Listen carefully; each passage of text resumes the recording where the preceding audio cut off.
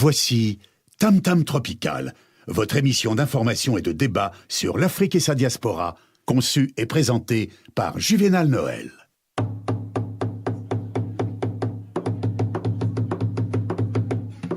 Plusieurs siècles avant la création du télégraphe, au cœur de la forêt équatoriale d'Afrique, les populations communiquaient déjà à distance, grâce au tam-tam.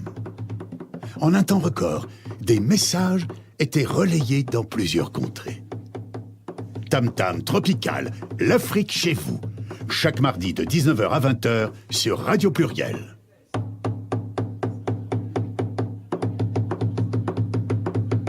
Tam Tam Tropical, votre magazine sur l'Afrique, conçu et présenté par Juvénal Noël.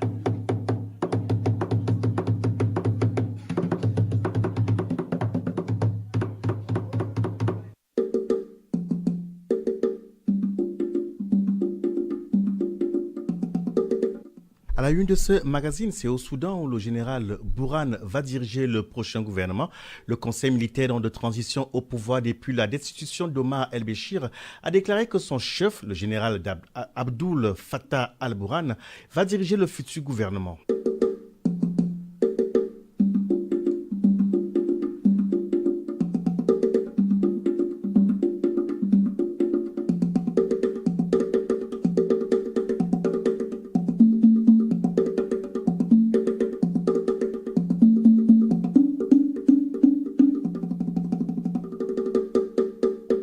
Un total de 93 cas d'Ebola ont été confirmés au cours des 4 derniers jours en République démocratique du Congo, soit en moyenne plus de 23 par jour selon une agence humanitaire.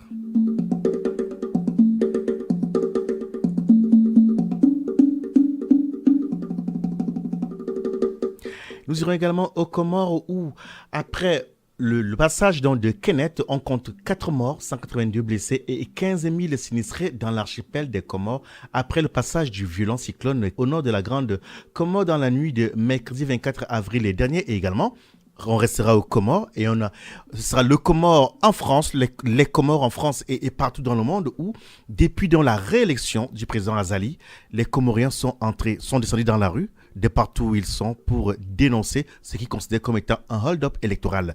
Dans cette émission, plus invités pour nous éclairer, dans la ville de Lyon également. Lyon fait partie des villes où effectivement les Comoriens, pour la ville de Lyon, ce sont ceux qui se revendiquent de la société civile qui dénoncent ce qu'ils appellent un putsch. Voilà pour le sommaire. Tam Tam Tropical, c'est tous les mardis soirs de 19h à 20h sur Radio Pluriel.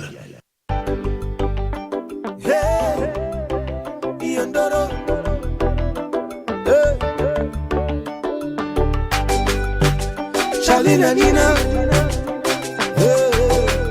Fizo baby. Pastor P, Sinari mperutse gukundwa kaza, sinari mperutse gutetesha, ibyawe biriranga nabindi bisa nabyo, nta nibyo nzonona kuko wabimaye, sinabivuga ngo nukuhari, mbivuga niyo udahari, nubwo bitera benshi imihari. Yeah, yeah. Sinabivuga ngo nukuhari, bivuga niyo udahari, ubwo bitera benshi imihari. Yeah, yeah, yeah. Indoro yawe, you dey make me crazy, my baby yo. Inseko yawe, ndiransaza, my baby yo. Sekandore. Sekandore, inyinya yawe, umusi wiraseka, madalini yo.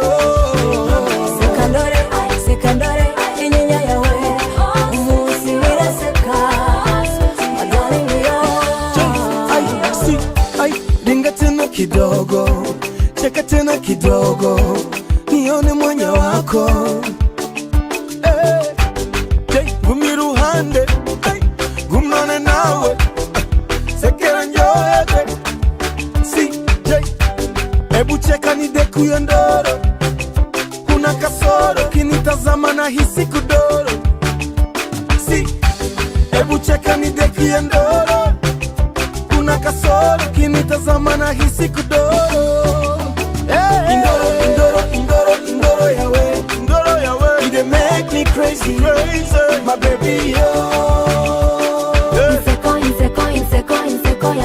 inseko yawe ndiransaza my baby yo sekandore inyinya yawe umunsi wiranseka my darling yo sekandore inyinya yawe umunsi wiranseka my darling yo ijambo rivamo kenshi cyane rivuga kugukunda sweetie ibyishimo murana nabyo ubinyibutsa. Vous écoutez Tam Tam Tropical sur Radio Pluriel.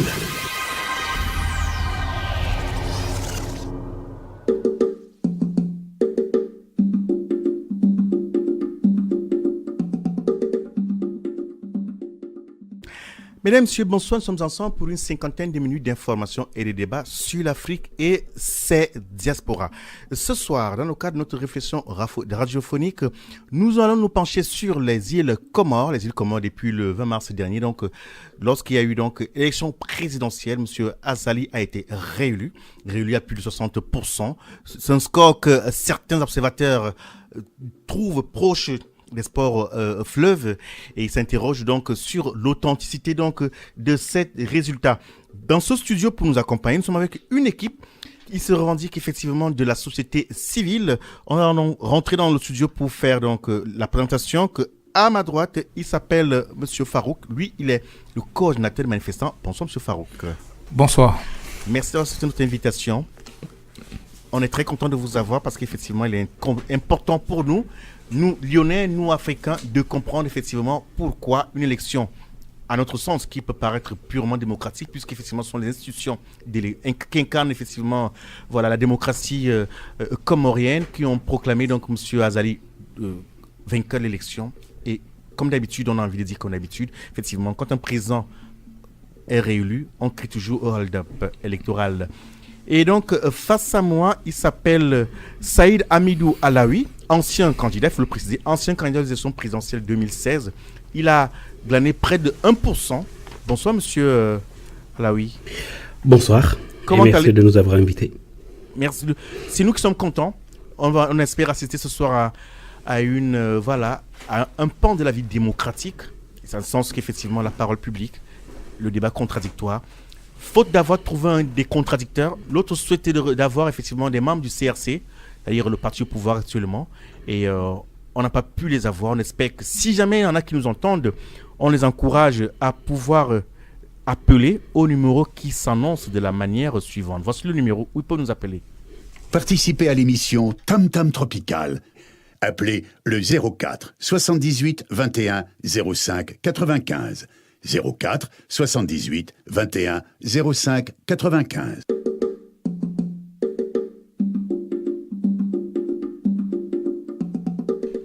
Nous poursuivons donc la présentation de nos invités. Ils sont venus en nombre, signe que la vie démocratique, la vie des Comores tient à cœur aux Comoriens, même au-delà même des frontières des Comores.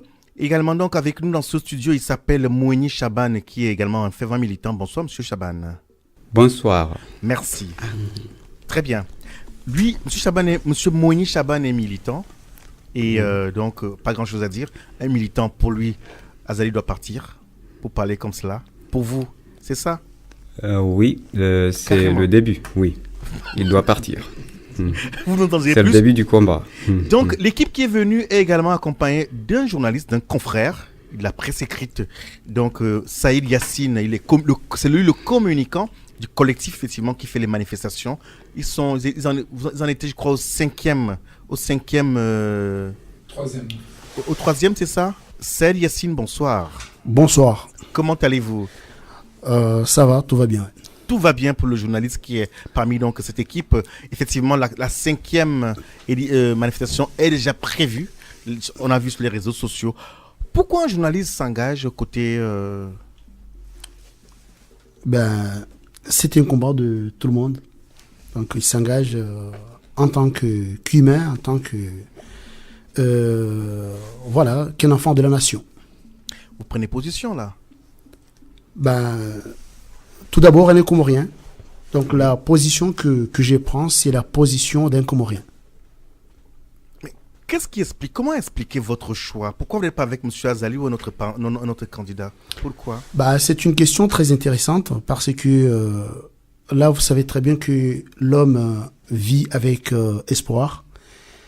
Ce qu'on aimerait bien que les gens sachent est que ce n'est pas la personne en lui-même qu'on rejette, mais c'est le comportement, c'est la manière, c'est la façon de gouverner ou voilà, d'administrer un pays. Cette question, je pense que c'est déjà, il s'est présenté opportunément parce que j'étais parmi ceux qui ont lutté pour sa réélection en 2016. Du coup, allez vous poser la question, vous anticipez, on va y arriver, voilà. Puisqu'on y est, dites-nous.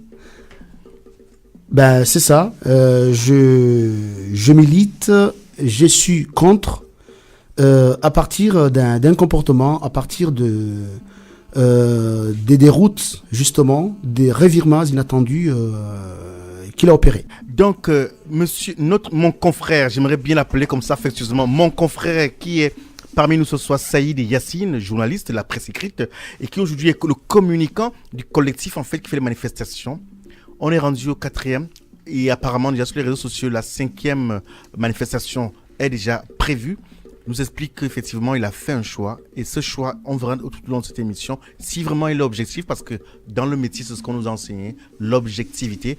Et également dans ce studio aussi celui que l'on a présenté, l'ancien candidat Saïd Hamidou, qui lui a glané près de 1% des voix. C'est pas peu, c'est pas rien. Nous expliquerons pourquoi aujourd'hui ils sont contre, voilà, monsieur Azali, qui lui est un militaire, rappelons-le. Donc, on retrouve nos invités dans quelques instants. Nous allons prendre quelques brèves à partir de l'Afrique et on vous retrouve dans quelques instants. Tam Tam Tropical, c'est tous les mardis soirs de 19h à 20h sur Radio Pluriel.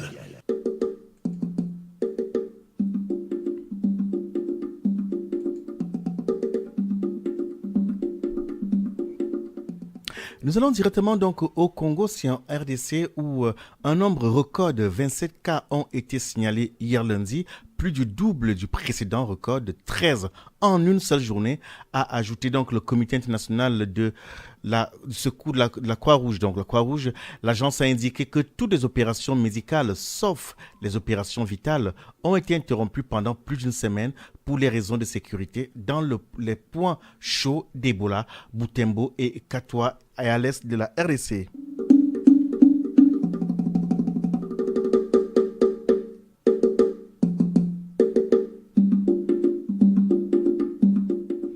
Au Soudan, l'armée annonce donc que le général Abdul Fattah al-Burhan, actuel président du Soudan, donc, va diriger le futur gouvernement par intérim. Le Conseil national de transition a annoncé qu'il va diriger le futur gouvernement par intérim au nom de la rupture des pourparlers avec l'opposition soudanaise.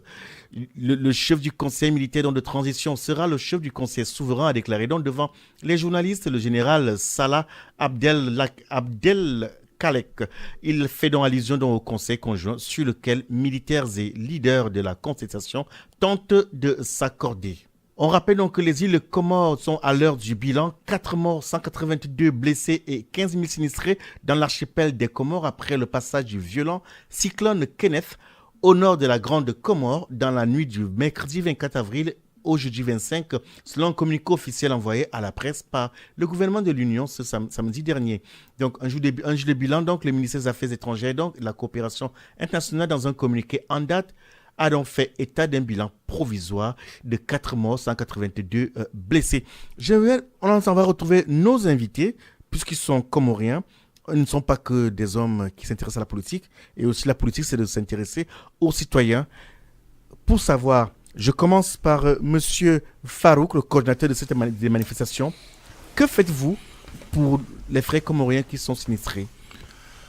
Bonsoir. Donc actuellement, on est en train de s'organiser dans l'agglomération. Donc pour l'instant, donc on est en train de faire des réunions. On est en train de voir quelles sont les actions qu'on peut amener pour essayer de collecter le maximum de fonds, de collecter le maximum d'aliments et essayer de voir comment acheminer tout ça aux Comores. Donc le cyclone, il a eu lieu il y a 5 jours. Donc pour l'instant, on est dans la phase d'organisation et de voir comment on peut regrouper le maximum d'argent et d'aliments. J'entends vous dire que vous essayez, mais apparemment on a l'impression qu'il n'y a pas une structure stable sur place qui est prête, donc, qui peut réagir spontanément, aussi spontanément qu'on vous a vu aussi vous lever après la réélection de M. Azali. Comment expliquer cela en termes de solidarité? Écoutez, aujourd'hui, si on combat Azali, c'est pour tout. Hein. Donc aujourd'hui, il y a eu ce cyclone. Donc je ne sais pas si vous êtes au courant. Donc actuellement, on a une organisation, le COSEP, donc qui théoriquement. Qu'est-ce que c'est? COSEP, c'est l'équivalent des pompiers en France et qui est un organisme. Mes collègues sauront bien l'expliquer, plus que moi. Et c'est l'organisme qui essaie de venir en aide aux sinistrés.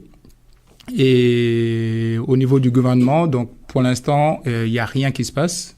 Donc il y a des aides internationales qui s'acheminent vers les Comores, mais au niveau du gouvernement comorien, pour l'instant, il ne se passe rien.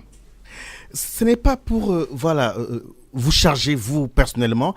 Je pose vous pas la question parce qu'on a l'impression ces dernières années qu'effectivement, les Africains, ce n'est pas un tort, c'est pas un préjudice, c'est pas préjudiciable ce qu'il veut dire, sont plus spontanés à réagir sur le plan politique, ce qui est intéressant. En sens, il faut cette vigilance-là sur les questions politiques, mais sur les questions de solidarité, ce n'est pas toujours cela.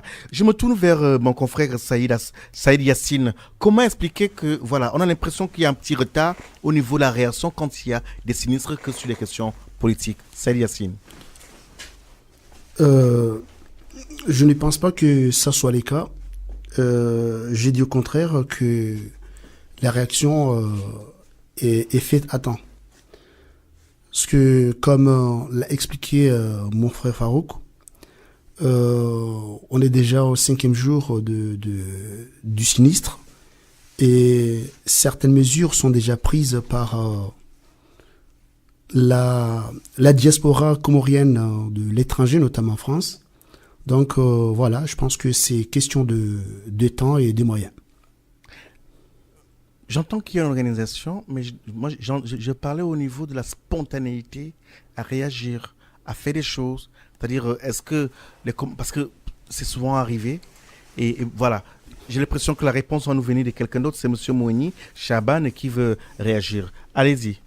Oui, par rapport à cette question, je crois que c'est aussi une question politique. C'est-à-dire ce n'est pas aujourd'hui que les Comores ont été frappés, mais je me souviens bien qu'il y avait une ville qui a été frappée par un sinistre aussi aux Comores, et la réaction de la diaspora a été spontanée. Mais qu'est-ce qu'ils ont fait à cette période-là? Ils ont envoyé l'aide à l'État qui devait acheminer tout cela, organiser comment aider les sinistrés. Mais apparemment, chose qui n'a pas été faite. Alors, ça n'a pas été distribué. Raison? Alors, c'était une mauvaise gestion de la part de l'État. Alors aujourd'hui, on se pose la question, est-ce qu'on fait comme on avait fait l'autre fois et qui n'a pas marché? Donc, ça a été destiné à des personnes et ces personnes n'ont pas eu ce qu'on a envoyé. Donc aujourd'hui, il y a beaucoup de personnes qui se disent ne pas être prêts à cotiser et à envoyer à cet État qui ne va pas distribuer aux sinistrés, mais qui va faire autre chose. Alors, il y a des questions comme ça qui se posent. Alors, il faut aussi essayer de convaincre tout le monde sur cette question. J'entends ce que vous dites, mais une fois de plus, l'État au plus haut sommet donc semble indexé, ce qui, je dirais, semble très facile parce que l'État, c'est aussi l'ensemble des citoyens. Et on a de toute façon l'impression qu'en fait, c'est le seul gouvernement qui devrait... Ici, nous, on parle de solidarité. Ma question parle de solidarité et au niveau de l'organisation, ici, dans la diaspora. C'est là où je voudrais interpeller. Et apparemment, donc, M. Farouk, le coordinateur des manifestations, voudrait réagir. Allez-y. Oui, alors, je ne sais pas si vous connaissez bien la communauté comorienne, parce que c'est une communauté comorienne africaine qui est un peu spéciale, parce que c'est une communauté... spéciale. Voilà, mais c'est parce que c'est une communauté qui est très proche de sa population aux Comores Et aujourd'hui, ce qu'il faut savoir, c'est que tout ce qui se passe, toute l'aide des Comoriens aux Comores vient pratiquement de sa diaspora. Donc, tout ce qui se passe, donc on est... C'est tout à l'honneur, c'est tout le mérite de cette communauté. Voilà, donc c'est pour vous dire que tous les gouvernements, je ne parle pas que de ce gouvernement-là,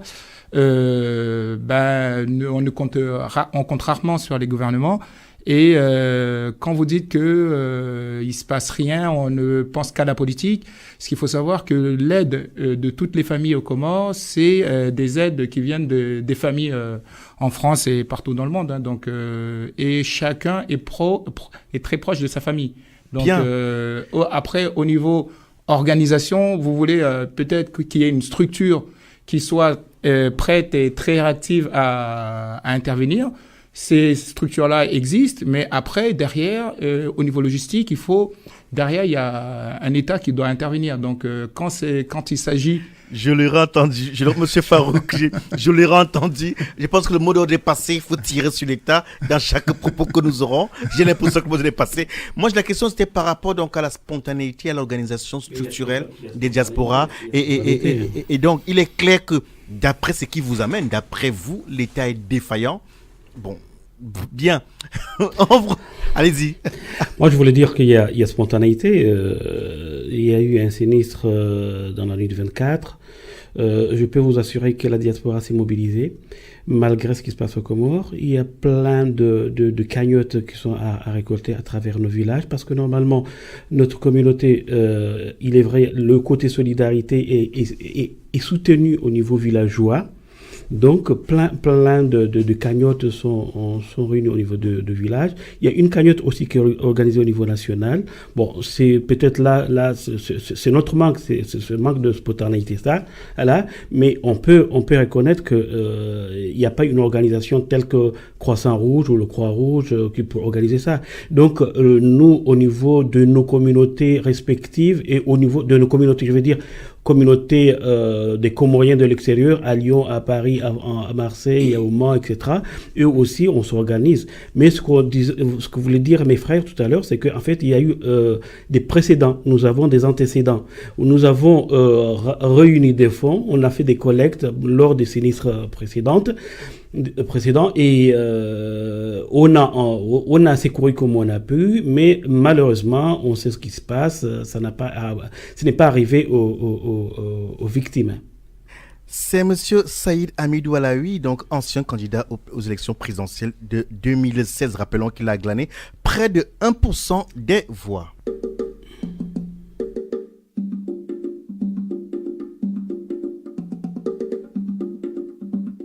Nous rentrons dans la page culture de ce magazine qui sera consacré essentiellement donc à la première édition des Miss et Mister Gabon en France. Les événements se tiendra donc effectivement le 31 mai prochain. Pour en parler ce soir, nous sommes avec Jessie Guillot qui est en ligne avec nous. Bonsoir Jessie Guillot. Bonsoir, Juvenal. Bon, c'est vrai que vous me direz que ce n'est pas la politique qui vous amène ce soir, mais je vous permets de vous poser une question. D'origine africaine, vous êtes, et vous parlez donc, effectivement, vous allez élire Miss et Mister Gabon. Quand on parle de l'élection présidentielle, qui est contestée aujourd'hui aux Comores, qu'est-ce que cela vous parle? Écoutez, il est clair que c'est un sujet qui interpelle parce que pour la bonne et simple raison que notre pays, le Gabon, a traversé à peu près la même situation politique, toute comparaison est égale. Donc c'est un sujet qui interpelle, c'est sûr. Bien, je ne vais pas insister plus que cela. C'est vrai qu'on peut penser cette émission. Il faut le dire, puisqu'on parle de l'Afrique, et que les mêmes causes provoquent les mêmes effets. En 2016, était réélu Ali Bongo à la tête de la magistrature suprême au Gabon. Il est toujours en place aujourd'hui. Et depuis le temps, on a vu la virulence avec laquelle les diasporas gabonaises dénonçaient, contestaient effectivement cette élection présidentielle. Donc, c'était une parenthèse, sachant que le week-end dernier, à titre de rappel, samedi dernier à Lyon, les femmes gabonaises de la diaspora ont choisi de réfléchir, avoir un regard croisé sur la vie politique au Gabon, et elles ont choisi donc de faire tomber tous les clivages pour réfléchir et penser comment la femme gabonaise peut contribuer à la reconstruction en fait du Gabon. Jessie Guillot donc est la responsable donc, de ce comité qui organise donc l'élection Miss et Mister Gabon le 31 mai prochain. Le 20 avril dernier, vous étiez au stade de demi-finale en fait de cette élection, le côté Miss et les mystères. Alors, effectivement, ce 20 avril a vu une journée de présélection au niveau des dames. Et pour les garçons, nous aurons la possibilité dans les prochains jours de présélectionner également la jante masculine qui va, le 31 mai, représenter valablement la culture gabonaise. Quand on parle des Miss et des mystères, pour le cas des Miss, quand on parle... Alors, généralement, on sait qu'ici en Occident, pour le cas de la France, par exemple, ou de l'Europe, une Miss, c'est une femme qui est plus ou moins, de manière caricaturale, je le dis comme ça, filiforme. Nous savons que les femmes africaines ne sont pas toujours filiformes. Quels sont les critères de beauté, de choix chez une Miss Gabon, par exemple? Oh, l'avantage qu'on a pour cette première édition, c'est de réfléchir en fait autrement la valorisation de la femme ambassadrice de beauté, dans le sens où nous ne cherchons pas forcément à répondre à des critères européens. Nous cherchons justement à mettre en valeur la culture gabonaise par sa beauté physique, intellectuelle et culturelle. Derrière, ce sont des personnes qui répondent certes aux critères basiques sur la taille, le poids, le poids non, mais la taille, l'âge, les disponibilités. Donc derrière, c'est pas forcément, on n'a pas de prototype de candidate à avoir pour cette élection, non. Jessie Guillot, j'ai posé la question et je ne dirais pas que vous êtes une femme politique parce que la réponse ressemble à ce que j'ai reçu depuis le début de l'émission. C'est-à-dire qu'en fait, vous me ramenez sur ce qui n'est pas la réponse. J'insiste un tout petit peu. Est-ce que c'est une femme qui a les formes généreuses? On sait que les femmes africaines, de manière générale, c'est pas péjoratif, elles ont les formes généreuses. Est-ce que ce sera sur ces critères-là? On aimerait avoir une image. On est en radio, c'est pas télévision. Du coup, décrivez-nous physiquement à quoi pourra ressembler la future Miss, sur le plan physique, bien entendu, Miss Gabon, s'il vous plaît. Alors, de réduire la Miss Gabon à une personne filiforme, je n'entends pas ça d'une bonne oreille. Par contre, c'est une candidate qui devra compétir à des concours de type internationaux. Donc, ce sera une personne, bien entendu, qui répondra aux critères de concours. C'est une personne qui aura une taille d'ambassadrice de concours. Donc, de vous dire laquelle, moi-même, je ne saurais y répondre parce que je n'ai pas été sujet à ce type de format. Donc, voilà, il n'y a pas de prototype à proprement dit. C'est une femme élancée, déjà. C'est une femme de peau et de couleur approprié, voilà, c'est-à-dire, Jessie Guillot, moi je vous entends parler, mais j'ai le sentiment que ceux qui sont dans ce studio sont à peu près comme vous, c'est-à-dire qu'il y a un langage qui est à décoder, à décrypter. Est-ce que c'est une femme sombre de peau? Est-ce que c'est une femme, allez, on va le dire comme ça, qui se décape la peau parce que c'est courant. Moi, je voudrais que vous puissiez nous dire des choses. Est-ce que c'est une femme qui a les faux cheveux? Parce que, dites-vous qu'un jour, j'étais avec des jeunes étudiants et ils me disaient, mais les femmes noires, elles ont les vrais cheveux, elles ont les faux cheveux. Je suis assez dur dans les mots. Jessie Guillot, dites-nous les choses ce soir. À quoi elle va ressembler? Eh ben, la femme gabonaise qui va se présenter et qui sera élue au soir du 31 mai, c'est une personne au physique gabonais, au physique d'une femme déjà, et derrière, c'est une personne avec des atouts naturels qui rappellent notre beau Gabon. Donc, je vous invite à venir la découvrir le 31. Enfin, Jessie Guillot, je serai présent. Je serai présent, je serai bien présent puisque ça fait partie de notre accord. Et donc, pendant que vous parlez, donc le monsieur Saïd Amidou, qui lui était candidat à la présidentielle, voilà, en 2016 au Comores, qui peut-être connaît le Gabon, voudrait vous poser une question. Allez-y. Oui, moi je voudrais poser une question parce que effectivement j'ai passé une dizaine de mois au Gabon, donc en gros je connais un petit peu les Gabonaises. Effectivement, quand vous décrivez la femme gabonaise au travers de la Miss gabonaise, Miss Gabon, je ne reconnais pas puisqu'il y a plein de variétés de femmes gabonaises. Donc c'est laquelle? Est-ce que c'est la métisse? Est-ce qu'une femme un petit peu avec la peau claire, métisse, est-ce qu'elle peut se revendiquer comme étant une femme gabonaise? Est-ce qu'elle peut être élue? Alors, c'est une question qui nous revient assez fréquemment, mais je peux déjà vous dire que les candidates à l'heure actuelle présélectionnées sont des personnes d'origine gabonaise, sont des personnes répondant... Pas de métissage, c'est ça, hein?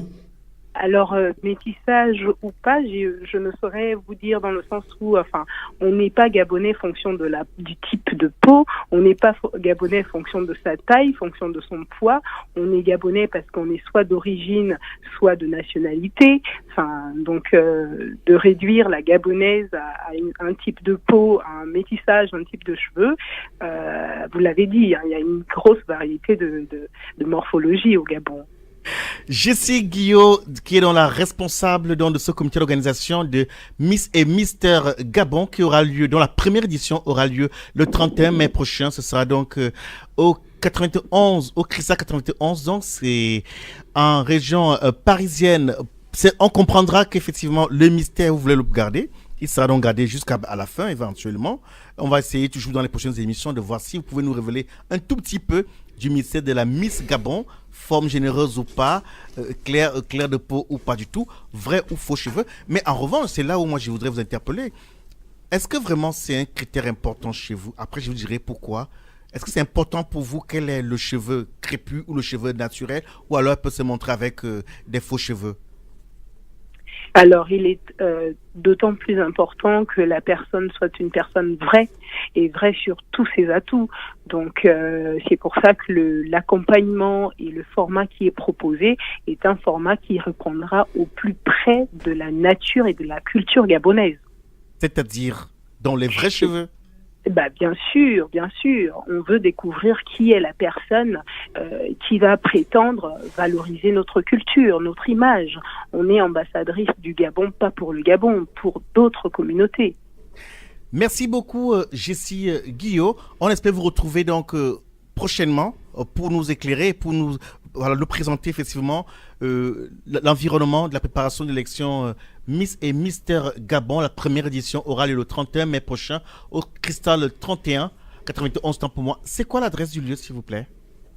Alors, c'est dans l'Essonne, c'est bien au Cristal 91. Donc, vous irez sur nos pages Facebook Le Live et vous retrouverez toutes les adresses et les informations nécessaires pour vos préventes qui sont à acquérir bien avant l'événement.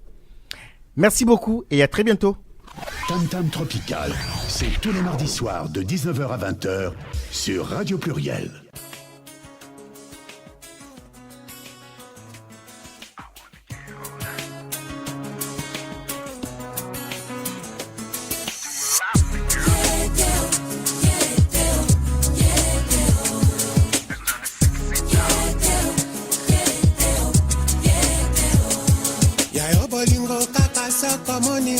Simananga obaluke et ça n'a rien coûté, ça langa bien mon pépé yango na zelate luka moto ya kokani nanga oyo na kuti ya kwananga ite ebele yango ya mibali oyo na moni na yo yete o serma to katana tina miswa baninga tomato liboso baby si kopesa nonga kutu fotete beba ezali ya yo moko Participez à l'émission Tam Tam Tropical. Appelez le 04 78 21 05 95. 04 78 21 05 95. Pour ceux et celles qui se joignent à nous, à ce moment, nous recevons ce soir une équipe du collectif organisé à Lyon, un collectif dont des personnes qui se revendiquent la société civile comorienne, qui organise depuis la réélection de M. Azali à la tête des îles Comores comme président de la République. Elle dénonce donc en fait ce qu'elle considère comme étant un hold-up électoral. Nous allons donc refaire rapidement le tour du studio pour présenter nos invités. Tout à ma gauche, c'est mon confrère Saïd Yassine qui est donc les journalistes donc, et c'est lui qui est le chef de communication de cet événement. Rebonsoir Saïd. Rebonsoir. Et tout près donc, de Saïd, il y a également un autre militant, M. Moueni Chaban, bonsoir. Bonsoir. Et également donc tout près de Moueni Chaban, un ancien candidat malheureux à l'élection présidentielle de 2016. Il s'appelle Saïd Hamidou Alaoui. Rappelons qu'il a glané près de 1% des voix, ce qui n'est pas rien. Oui, bonsoir. Et à ma droite, c'est lui qui est considéré comme étant la tête, le cerveau. Comme quoi, si jamais il y avait lieu de donner une hiérarchie en termes de responsabilité, bien entendu, en fait. Le coordinateur de cette manifestation s'appelle Farouk. Bonsoir. Bonsoir. C'est un ingénieur informaticien qui encadre dans cette équipe et on aimerait comprendre pourquoi une élection qui, somme toute, aux yeux des institutions comoriennes, est légale, est conforme dans la loi comorienne, pour ses filles de la diaspora, majoritairement, dénoncent cette élection. Avant donc de prendre notre page de culture, on en était à cette question de savoir, en fait, nous étions sur l'organisation de la solidarité et nous revenons donc sur le cœur même de ce qui vous amène ce soir. Vous dénoncez, pour vous, c'est un hold-up électoral. Ce qui est fort curieux, c'est que même Jessie Guillot, qui organise un événement culturel du Gabon, était sur cette ligne-là. Ça lui parle.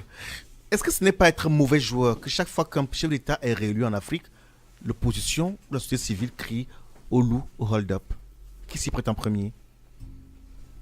Est-ce que je peux prendre la parole? Moi, je veux dire, est-ce que c'est M. Saïd Hamidou. Oui, est-ce que c'est être mauvais joueur quand on assiste au bâillonnement de la presse dans son pays?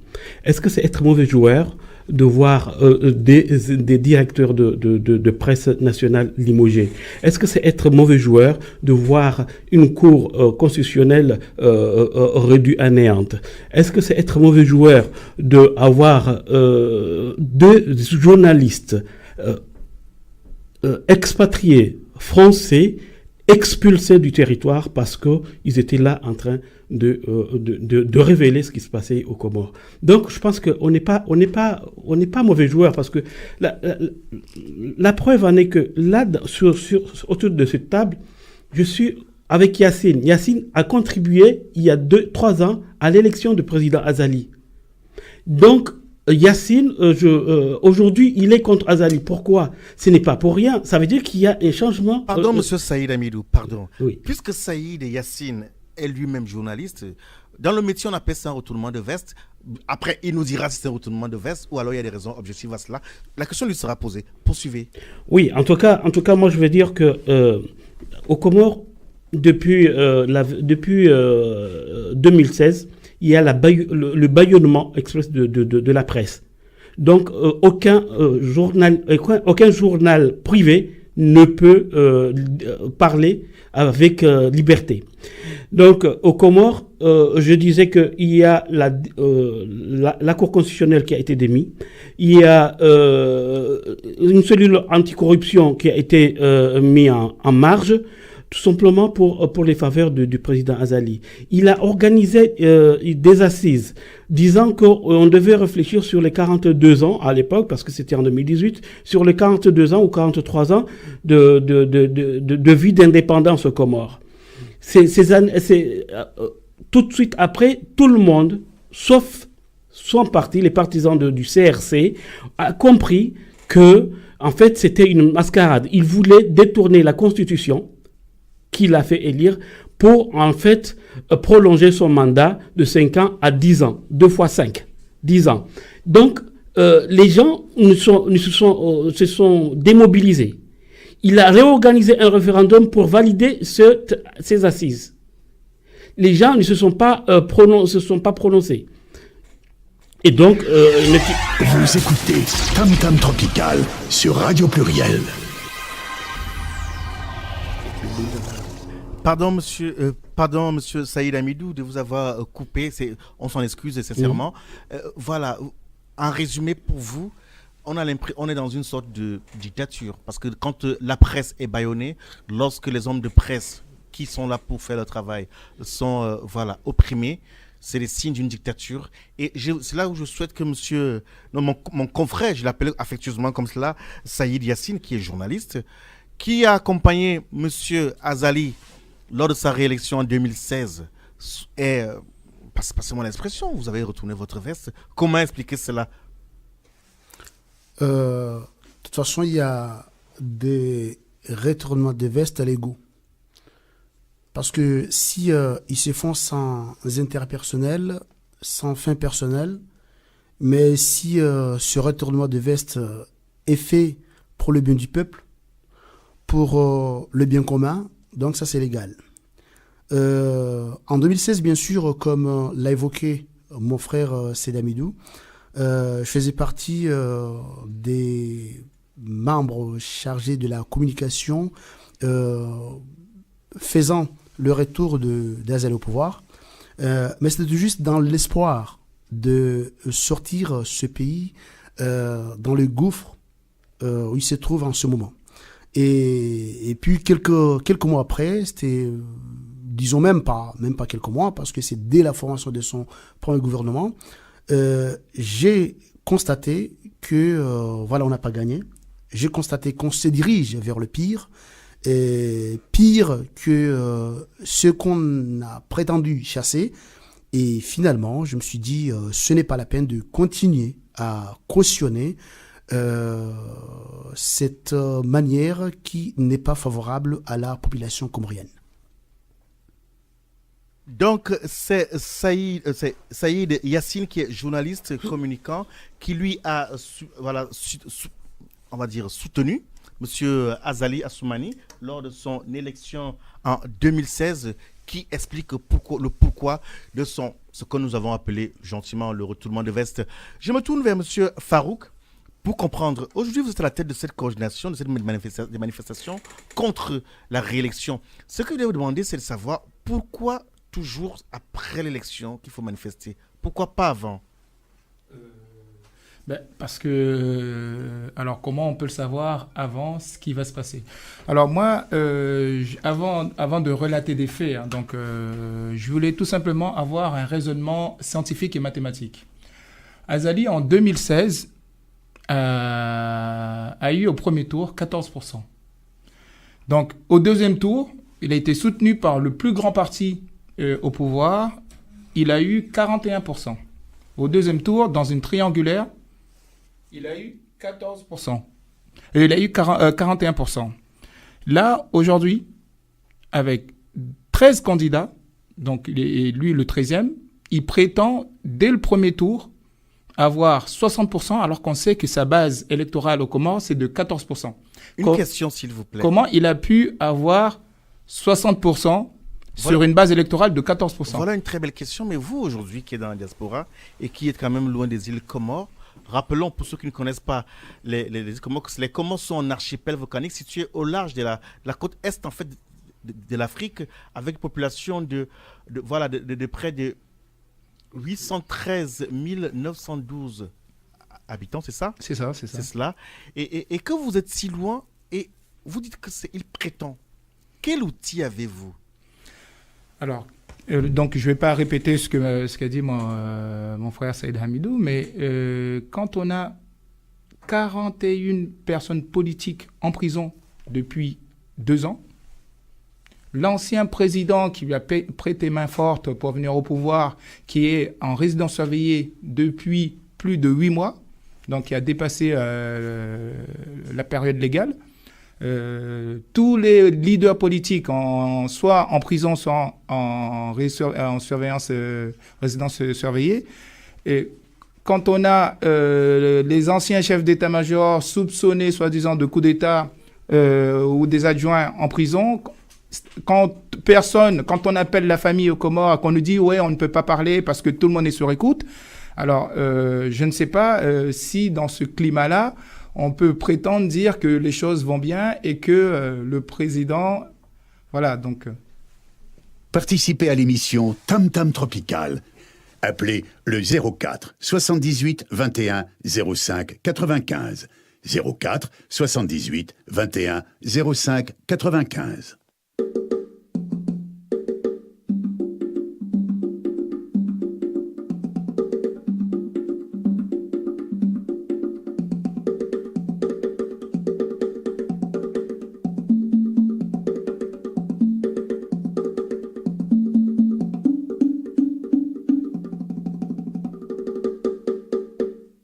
Pour ceux et ceux qui se joignent à nous, qu'à ce moment, nous sommes rentrés dans les 10 dernières minutes de ce magazine.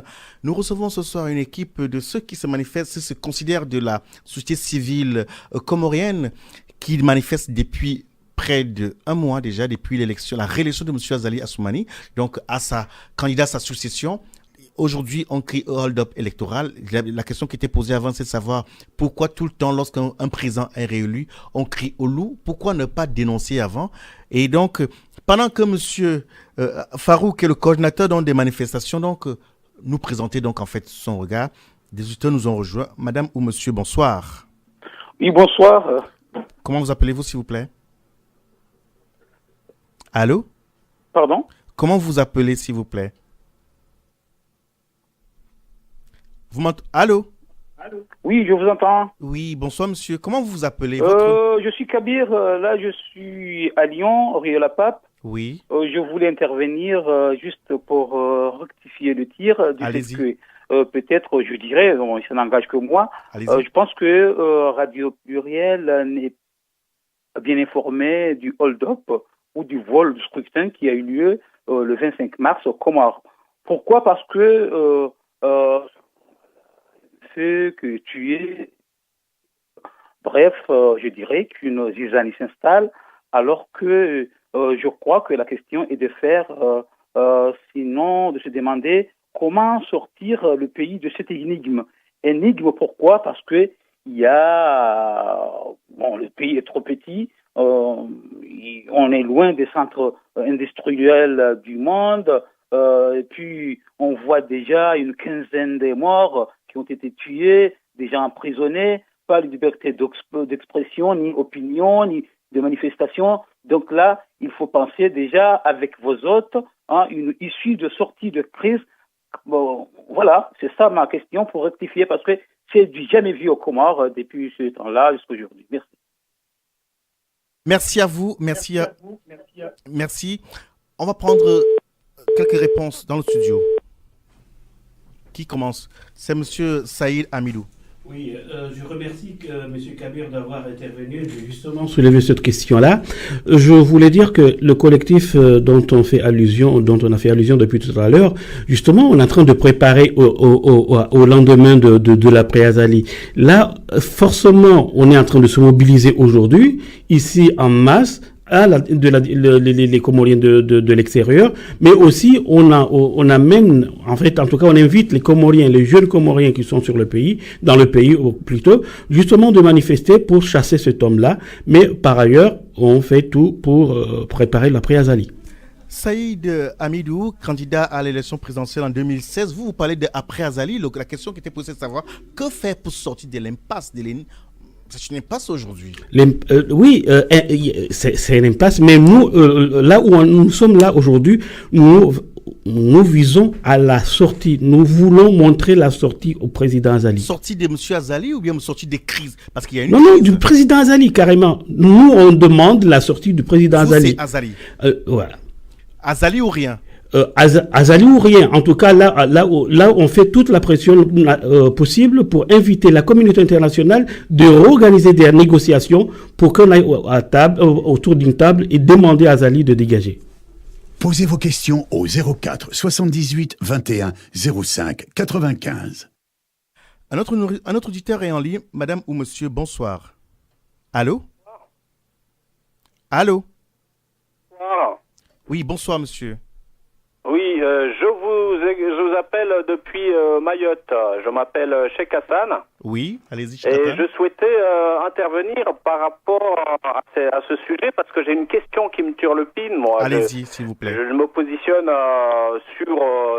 dans aucun des camps, si vous voulez.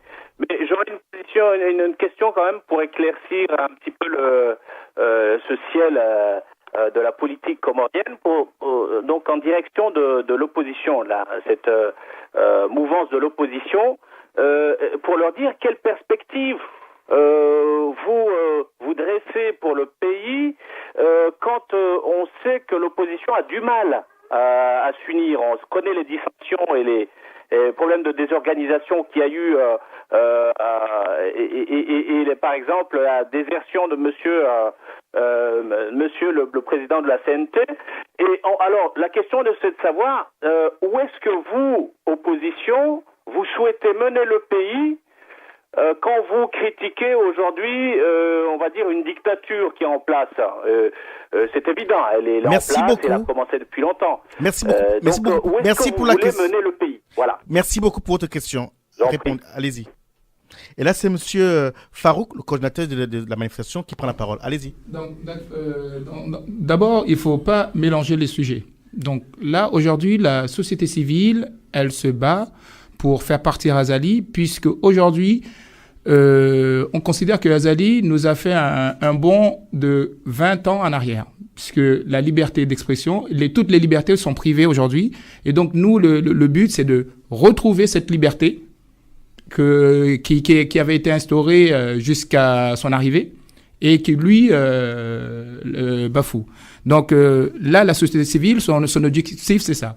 Et puis, en parallèle, il y a des politiques qui sont en train de voir, de réfléchir à l'après-Azali.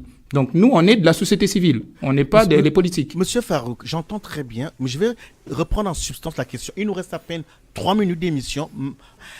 Les deux questions, je les résume en une seule. C'est-à-dire, aujourd'hui, que proposez-vous pour la sortie des crises? Il y a une crise. Azali va partir. C'est un homme. Tôt ou tard, il partira. Du point de vue, voilà, comme disait le philosophe, comment sortir de la crise actuelle, sachant que vous êtes de la société civile, certes, et que l'opposition n'arrive toujours pas à s'entendre. Il faut bien qu'un jour, en dehors du pouvoir en place, quelqu'un puisse apporter une solution. Oui. Monsieur Mouni Chaban.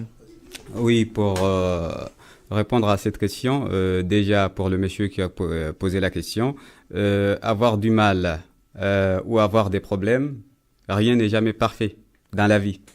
Alors, bien sûr, quand il y a plusieurs personnes, plusieurs tendances qui sont ensemble, qui essayent de faire quelque chose ensemble, il peut y avoir quelques dysfonctionnements, mais cela ne voudrait pas dire que le mouvement ne fonctionne pas, parce que jusqu'aujourd'hui, le combat continue. Monsieur et il ne va pas dire le contraire. Pardon de vous couper.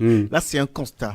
Puisque nous sommes dans les dernières minutes de cette émission, est-ce que vous, dites-nous sincèrement, sans politiquement correct, y a-t-il des solutions en vue ou pas du tout? Les solutions, ils existent. Car le combat, c'est de négocier. Car négocier, ça peut nous apporter la solution. Mais comment négocier? Donc, c'est pas négocier avec Azali, bien sûr. Et entendu, pour M. Mouni Saban, Azali doit d'abord partir pour qu'on ait une issue. Saïd Yassine, mon confrère. Non, la solution, c'est de faire sortir le problème. Donc, le problème, c'est Azali. Il faut qu'il parte. Tout simplement, voilà, qu'il parte, un point barre.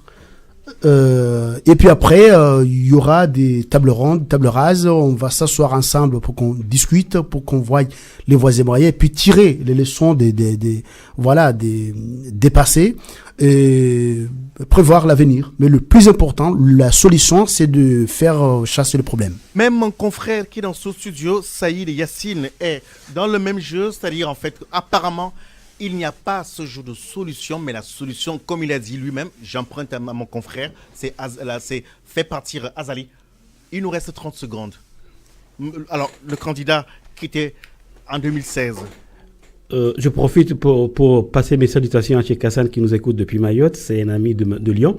En tout cas, je dis que nous, on invite la communauté internationale d'instaurer, de faire tous les moyens possibles pour organiser une table ronde, une réorganisation pour faire sortir Azali du pouvoir.